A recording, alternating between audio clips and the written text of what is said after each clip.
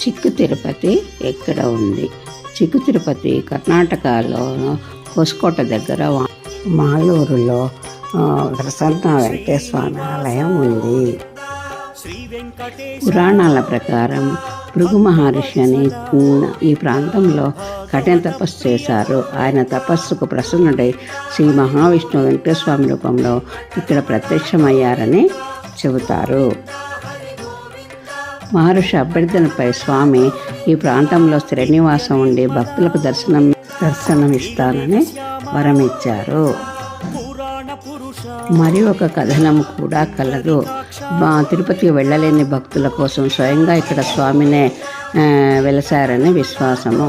ఇక్కడ తిరుపతికి వెళ్ళి దర్శించుకున్న ఫలితము ఈ చిక్కు తిరుపతిలో దర్శించుకుంటే ఒకటే ఫలితంగా ఉంటుందని నానుడి.